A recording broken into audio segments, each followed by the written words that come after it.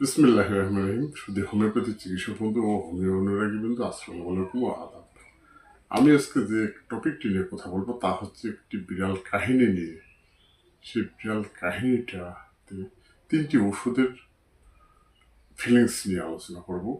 আশা করি সঙ্গে থাকবেন। এখন আমরা তাহলে সেই বিড়ালটির আমার সঙ্গে যে ঘটনাগুলো ঘটছিল তা দেখার জন্য একটু সেদিকে যাই।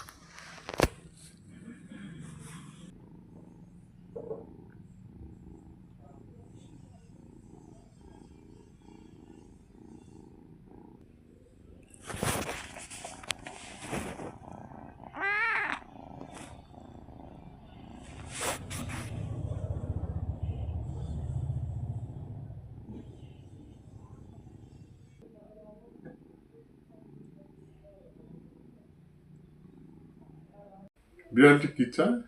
সে করুণা চায়। সে কি চায়? সে আমার কাছে একটু সহানুভূতি চায়। সে কি চায়? সে একটু সান্ত্বনা চায়। এই সান্ত্বনা তাকে প্রশান্তি দান করবে। শুধুবিন্দু এই বিষয়টা যদি আমরা যে কোনো বয়সের যে কোনো মানুষকে কল্পনা করি, যে বিড়ালটার জায়গায় যদি এই মানুষগুলো হতো, কিংবা কোনো মহিলা হতো, কিংবা কোনো শিশু হতো, তাহলে আমরা এখানে কি ওষুধের ব্যবস্থা করতাম কিংবা কি ব্যবস্থাটা দিতাম। আমরা তাহলে চলে যাব এবারে সিনথেসিস রেপার্টরি মাইন্ড সেকশনে। মাইন্ড সেকশনে কয়েকটি রুব্রিক্স আছে, তার ভিতরে মোটামুটি তিনটে রুব্রিক্স কি কি? Mind it is herself, synthesis repertory 199 পৃষ্ঠায় নিজের প্রতি করুণা। Mind sympathy from others deserve for, অন্যদের কাছ থেকে সহানুভূতি পাওয়ার আকাঙ্ক্ষা, সিনথেসিস রেপার্টরি 231 পৃষ্ঠা। তারপর আবার কি আমরা আরেকটা রুব্রিক্স কি নিতে পারি? কনসোলেশন এমএল, সান্ত্বনায় উপশম, সিনথেসিস রেপার্টরি 47 পৃষ্ঠা। Medicine pulsatilla. এবার যদি আমি আমার কথা চিন্তা করি, ধরেন বিড়ালটা আমার কাছে আসলো, এখন আমার মাইন্ড নিয়ে যদি আমার মানসিক কি ফিলিংসটা তৈরি হয়েছে, আমি তো ইচ্ছা করলে তাকে ছুঁড়ে ফেলে দিতে পারতাম। আমার ভিতর কি ফিলিংসটা হয়েছে, আমি তাকে কাছে নিয়েছি, তাকে আদর করেছি। তখন আমার ফিলিংসটা নিয়ে একবার চিন্তা করে দেখেন, আমার ফিলিংসটা নিয়ে যদি একবার চিন্তা করেন, তাহলে মোটামুটি এখানে তিনটা রুব্রিক্স আমরা নিতে পারি। কেন?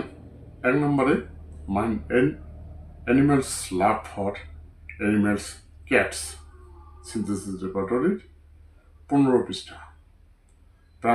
প্রাণীদের প্রতি ভালোবাসা বিড়ালের প্রতি।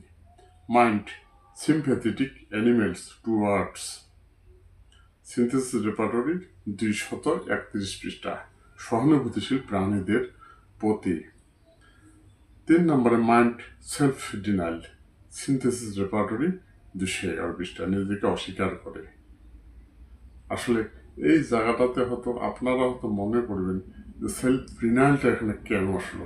সেলফ ডিনাইলটা এখানে আসার পেছনে কারণটা হলো, আমি কিন্তু আমার যে ক্ষতি হবে, আমার গায়ে আঁচড় লাগতে পারে, আমার গায়ে অমুক লাগতে পারে, তমুক লাগতে পারে, বিড়ালের থেকে কোনো অসুখ হবে কিনা সেদিকে আমি তাকাইনি। তাকে আমি কাছে টেনেছি, আদর করেছি, আমি তার দিকটাই বেশি বড় করে দেখছি, আমার দিকটা দেখিনি।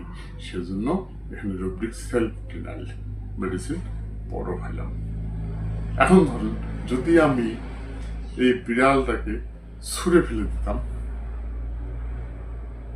তাহলে কি হতো? তাহলে কোন ওষুধের আওতায় আসতাম?